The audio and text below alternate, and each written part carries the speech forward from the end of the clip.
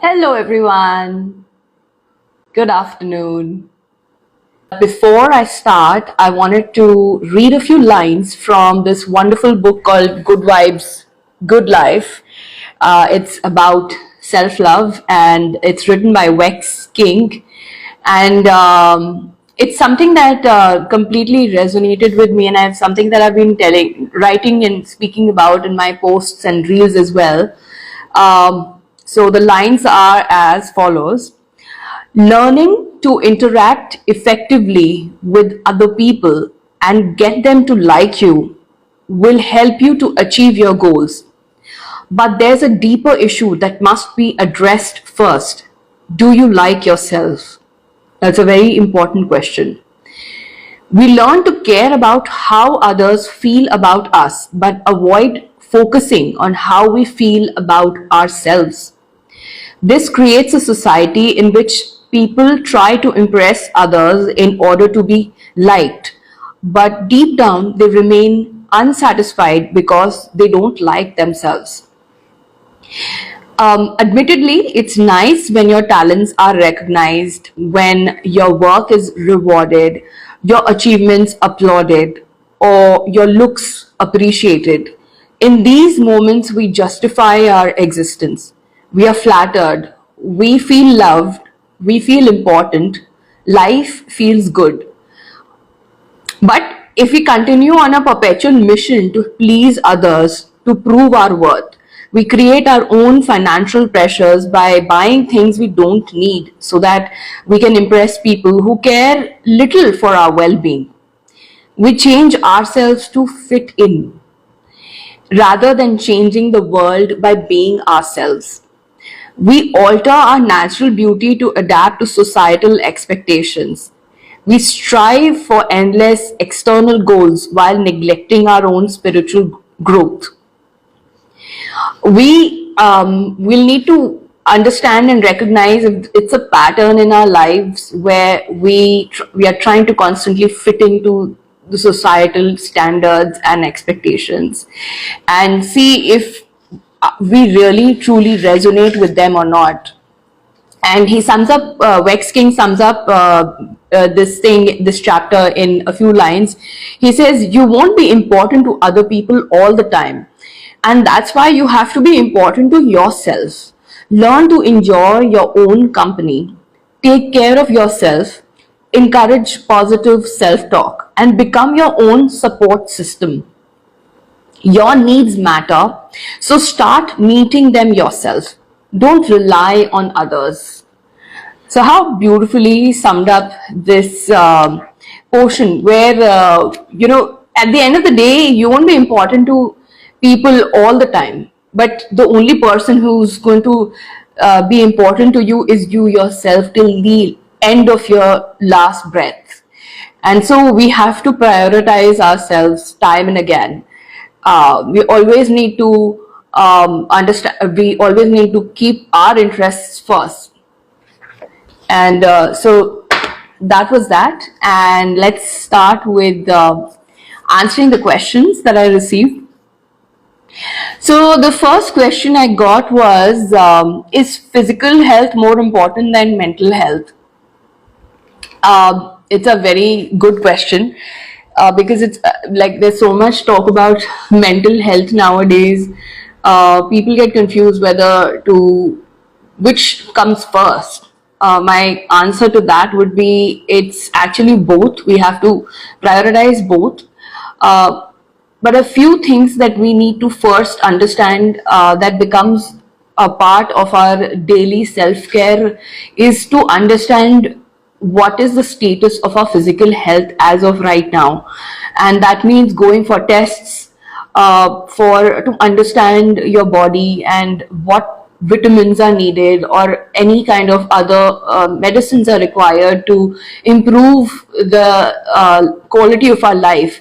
We must follow up, we must go to the doctor, we must get ourselves checked on a regular basis. So that's like that's a non-negotiable, I believe, because only when you can take care of these important things like our vitamins, for example, are so important. There is vitamin D, vitamin B12 are so important because they impact our the lack of those vitamins really impact our how we function as a human being, and so it impacts our ability to critical thinking, our our physical body. If it's going to be weak and we are prone to falls, we're going to be breaking our bones, then it's no good. And obviously it's going to end, you will end up spending more money in recovering rather than of chasing your dreams, fulfilling those dreams, and following your passion. So physical health, yes, it's important to bit of have a balance of both. And actually, if you want to improve your mental health, you will have to reverse engineer towards it by first taking care of your physical health, and of course, and at the end, as a result, as a byproduct, you will see your mental health also improving. Now, having said that, there are a lot of people who say, oh, I'm depressed, and the immediate somebody gives them an answer that, oh, go for a walk, or go do some exercise. You're just sitting on your butt the whole day. But that is not how it works. For depression, firstly, we use the term depression very loosely for day in and out, because, oh, I'm feeling depressed. That is not depression unless the doctor has certified you that you are depressed. You're clinically depressed. You're not depressed. You do have a low phase, and that's all right. But you're certainly not clinically depressed to be proven that. If unless you do that, it's no use saying that you're depressed and labeling anybody who is depressed without actually having medical proof for that. So in my opinion, I think if you do feel that you are feeling low for a really long time, no harm in showing to a doctor and understanding what is going on with you and talking it out.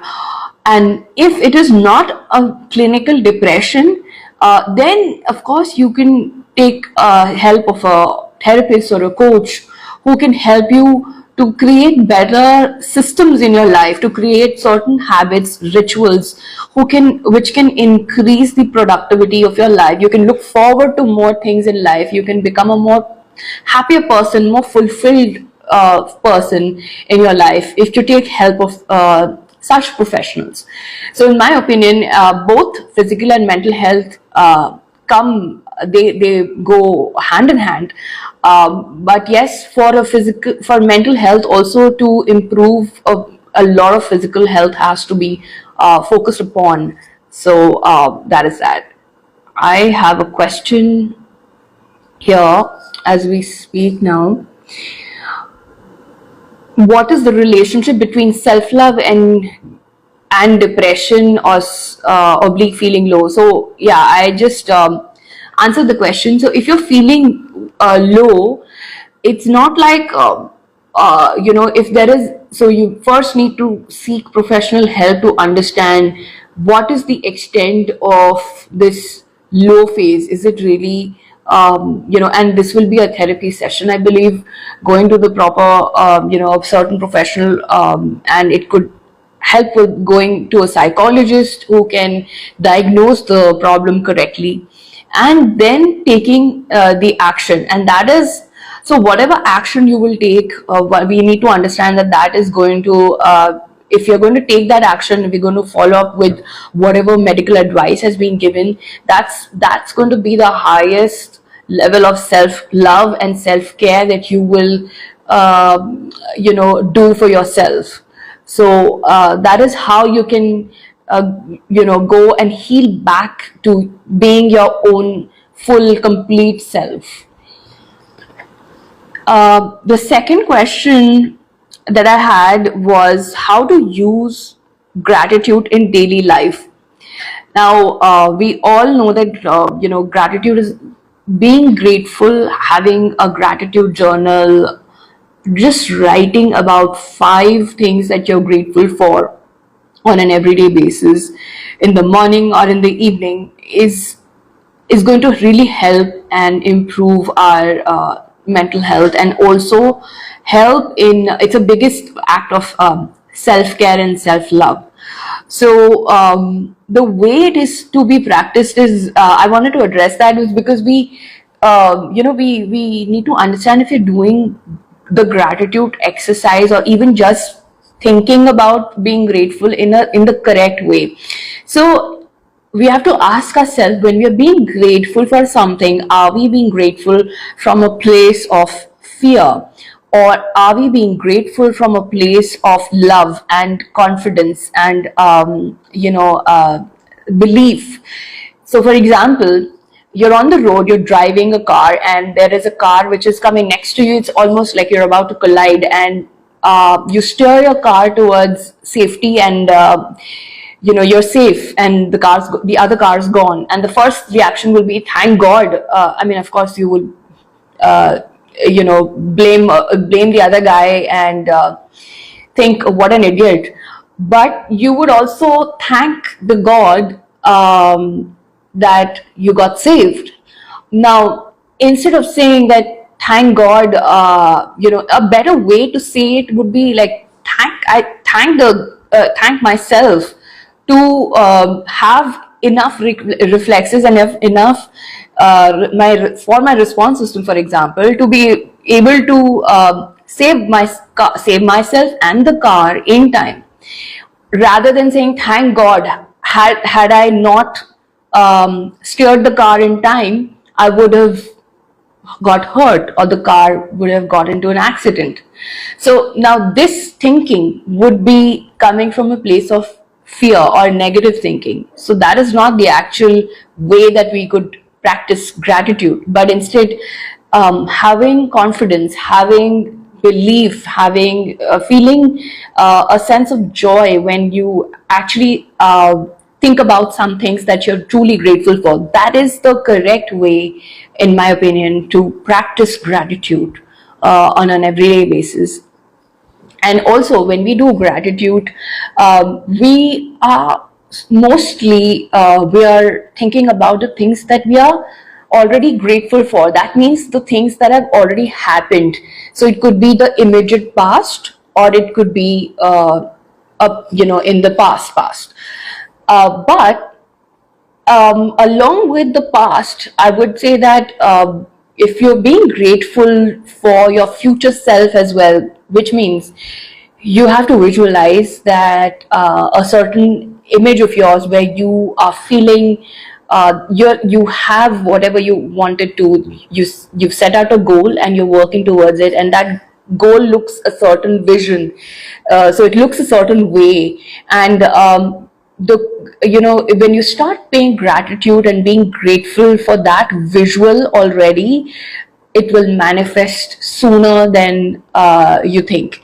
And so it is so important that when we are being grateful for our past self, or we are being grateful for something, for somebody who's already helped us in the past, we can also be grateful for the future.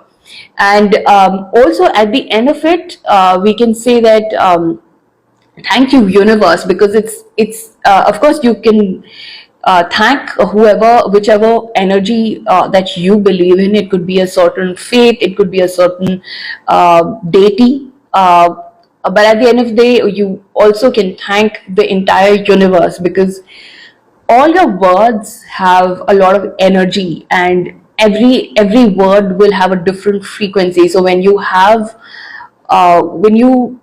are really truly grateful for the universe, you realize that there is so much abundance and so much that you get back from the universe. You will actually feel the energy of the universe around you, blessing you all the time, when you start being really grateful for it. So that is how I think we should do the gratitude. We should practice gratitude on a daily basis. Now, I believe also I wanted to add that there is this circular economy of goodness that we should use. We all know that there is a circular economy of money, how money gets circulated and it gets it gets changed in hands. In when it comes to circular economy of goodness, I believe that if another way or another form of gratitude is paying compliments to another person who you really think that there's something that you really appreciate in them. We should not think a second and have a doubt whether to compliment them or not. We should not hold ourselves back. Just go ahead and compliment that person, because we don't realize we're already being very hard on ourselves. Everybody is in so much pressure nowadays to hustle, to make their lives work, and of course we're chasing money, we're chasing success, and we're chasing goals, company goals, personal goals. We're just doing something or the other every time, and we're being very driven, we're being very hard on ourselves. So if as a as somebody, if you look at somebody who has truly benefited, who has truly helped you or in certain way, just appreciate them, compliment them, just using a simple compliment and telling them why you feel that they are so special will certainly make them feel so special and happy, and they will feel validated even if they're not seeking validation. But we are actually almost practically all the time, we are seeking some kind of validation, whether it is consciously or subconsciously. So they would feel seen, they would feel validated. And so never underestimate the power of a good compliment. It will really help cheer them up. And you in turn will also feel very happy and, wholesome. The entire feeling, the exchange will make both of you feel very happy and fulfilled, you know. So that is a circular economy of goodness that we should start doing. We should compliment other people more often, I believe. I've got two more questions. Okay, so once somebody said, bottom of our self-esteem, how do we remain grateful for the learning from the experience? How do we remain grateful from the learning? Well, if you've already realized that it's a learning, you've learned something from the experience, then definitely you need to realize that this is already a blessing in disguise from the learning. Of course, if you would have overcome a challenging time in your life, and you've overcome that and you've learned something, then you already have come out of it as an evolved person, I believe. And if you feel that something in you has changed and you've learned a lesson, something that you are going to implement it and hopefully avoid it in the future, then that's something that you should easily be able to be grateful towards it. So if there is a learning from your past experiences, you have enough impetus to be grateful for that particular situation, or for that particular person who's led you to have this learning in your life. And it's actually a muscle that you have to build. The gratitude muscle builds over time. When you do it regularly, it becomes a part of your system, if your mental setup, and being grateful becomes easier when you actually do it on a regular basis. So there is a book called by Rhonda Byrne. There's a book called Magic, and it has 21 days of gratitude. And I suggest that everybody should at least practice that gratitude book, and it really changes your overview of the worldview that you have, and it challenges you to do, to find things that you're grateful for. And then it becomes easy. After a certain point of time, it becomes really easy to see the great, what can you be grateful for in whatever situation that life throws at you. So this is something, this is a muscle that you have to build on a daily basis, to start seeing what can I be grateful for, when you're coming out of a challenging situation out of life. Now, the next question was how to get through bad days. Now, this is one question that can be answered in many, like there are many ways that you can get through past bad days. I can understand what it means when you have a particular bad day, when you feel that there is no hope, and you almost want to give up on everything in life. Well, if it is so hard, then if you need to process that grief, or if you need to process something, a news that is negatively impacted you, my first request is go through it. You just cry it out. Let the body process that that bad news or the bad situation which has completely gripped your life at that very moment. And when you process, your body has an automatic process, and there is no shame in crying. And just go ahead, cry it out.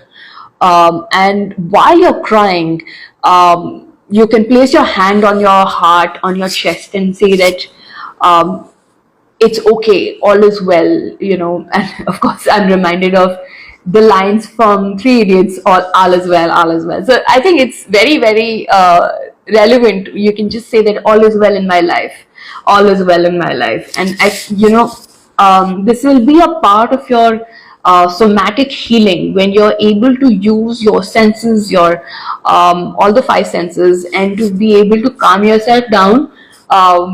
That will be a very good way of overcoming that overwhelming emotion that you're feeling on that particular day. And so if you're not able to do anything, just cry it out. That's the first thing. Now, the other thing that you could do is use the other senses, like listen to some music that really calms you down, to help you center yourself. And it can be there are so many options on YouTube. I keep suggesting to many people that they can just search for meditative music or healing sounds. The search words can be healing sounds on YouTube for anxiety, for sleeplessness, for restlessness. So if you search for such kind of music, they won't have lyrics, but they will have amazing frequency of music. And when you listen to them, it really immediately calms you down. The entire body resets itself. Your heartbeat slows down, and you're able to think clearly, much clearer than what you could when you were in the midst of that cyclone. So I would say that listen to music if if listening to anything is easier, if you're an auditory person. And use the other senses, like light a candle. I know it sounds very silly and it's very girlish, but actually when you light, even if you don't want to light a candle, it's okay. You can light an incense or whatever scent that you think that can raise your spirits and can heal you from inside. You could do that. It's a very simple and very inexpensive technique. You don't have to reach out to anybody else to seek any help. You can just do this in your own pace at your own time.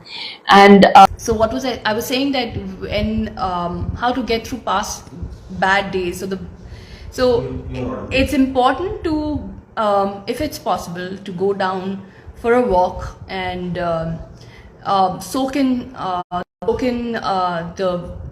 the atmosphere, soak in the visuals. It's going to really help in resetting yourself and balancing yourself. and you can come back as a renewed person. So all this is going to help. We just need to explore what works for you. The key thing is to explore, to understand what really works for you. So if it is just as simple as listening to some music or watching even a movie which is a feel good movie, do that. But if you're caught at work and you are overwhelmed at that time, I can understand. Maybe you can just go to the bathroom and just do some breath work, center yourself, and go back to work where you're supposed to show up. I guess that's the only way. And then when you come back home, you can have longer time and more freedom to choose the way you want to reset yourself. So that's how I believe we can get through bad days. Now, the last question I had was, how do we know our true purpose? Now, my question, I would like to answer this with another question. What are you truly naturally drawn to is something that you need to understand, and self-exploration will really help in understanding what interests you. And also there has to be a balance between your purpose and your passion and profit. Now it could be that you are in you're working for somebody and you may not want to switch to following your passion and monetize it. It's fine. It's at the end of the day, it's up to you to decide what works for you. If you're able to strike a balance between your passion and what you do for a living, for sustenance, if they are two different things, go ahead, do that. But if you truly think that you can contribute towards people by making your purpose as making your passion as a purpose, and also use it for profit for your own self and to help others, go for it. So and of course it's very easy to say that. I myself have gone through that journey where I was working for 13 and a half years, and then it was I worked through different companies and then finally left the corporate world to do something for my own. It's been challenging, and yet it's a great learning experience. Of course I won't say that not everybody is up for it, and not everybody should do it, but it's a choice. At the end of the day, you will have to choose whatever works for you, and make the right decision, make informed decisions by talking to people who can help you, who can guide you, taking the help of people who've already undergone that journey. And but eventually it's your own journey that will nobody else can actually give you that flavor of how life is going to be if you follow your passion. It's something that you only will have to experience it yourself if you decide to take that route. So exploration is extremely important. We need to know what are you really passionate about, and only basis that you will be able to you'll be able to follow that path, and then be able to decide for yourself what do you want to do in life. So that is what in my opinion is how you will know your true purpose. Unfortunately, our education system, be it schools or colleges, do not prepare us to show the path to find our purpose. They are mostly to teach us to get into the corporate world and to work for somebody else and not work for our own self. We are not, in today's time, we're not taught how to be independent, pay our own taxes, how to manage stress. We're not taught all these things at all. We spend so many years in our formative years in our schools and colleges. It's not funny, but that is the time when we should be learning these are life skills. I mean, you can teach algebra, you can teach biology, but you also need to teach these life skills in schools. So I think as parents, it is even more, the responsibility is even greater on us, or even as caregivers, it's very for us. It's a very other than just providing for our children, it's all the more we need to teach them those life skills so that they can become our children can become stronger people. The new generation is more empowered. It feels hopeful.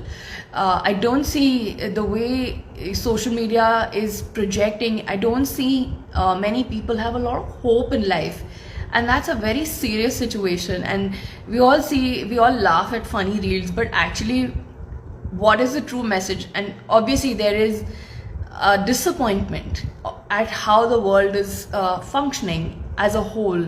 So there needs to be a change, and that can only happen with informed, when the older generation is informed and it is empowered. And so at the micro level, the exploration bit what I was talking about, that will help us become more informed and more empowered people, and only that can get passed on that is how our true legacy will actually get passed on to the new generation. So that's what it is. I mean, that's what it is. I mean, we need to realize that even past college, the life itself is like it's like an institution where you constantly learn stuff. And after overcoming challenges, we need to understand and learn the lesson instead of cribbing about it, instead of criticizing about whatever situation had happened to you, and you got so consumed with it. So that when we do that, we are able to move on as more informed and empowered people. So that's what it is. I truly believe that life's greatest lesson is that that there is no rule book in life. Of course, our religious texts and spirituality, there are various streams of spirituality, and there are many options. So whichever one you resonate with, one should go forward, and that means again exploring what works for you and what resonates with you, and what are your value systems that have been passed on by your elders. That's very important to know. And at the end of it, but it's your choice that how you live your life. If you are truly feeling happy from inside, when your actions, your decisions in life are not based on somebody else's projections, that's when you're leading a wholesome, your own life. And nobody else can dictate that kind of the kind of manual that you should lead your life this way. So after a certain period of time, even so, when you become adults, mostly by the age of, I wouldn't say by the age of 18, because you're still immature. When you start working, when you start earning money, I believe that's the time, whatever age that be, that's the actual time when you actually mature in life. And that can be at any age, right? It could be at age 20, or it could be at age 16. You grow up very fast, and that's when you should, automatically this realization will happen to you that there is no rule book, and you need to decide what rule book are you going to follow in your life to make it work for you. And it's at the end of it, it's just it's a gift that we've been gifted upon, and we as human beings are we can critically think for ourselves as compared to animals, and that's one big difference between us and animals. So and that's a great blessing, and we should use it in the right way instead of manipulating it for our benefit, and as a result affecting others and their existence for our own benefits. So That's all by me. If there are any other questions, please let me know. I had all this, all this is all I had to share about in today's session. Thank you so much. Thank you so much for all the questions, whoever contributed to these questions, wonderful questions. They made me think, they made me really, really think and answer these questions. And I hope I've been able to do justice to these questions.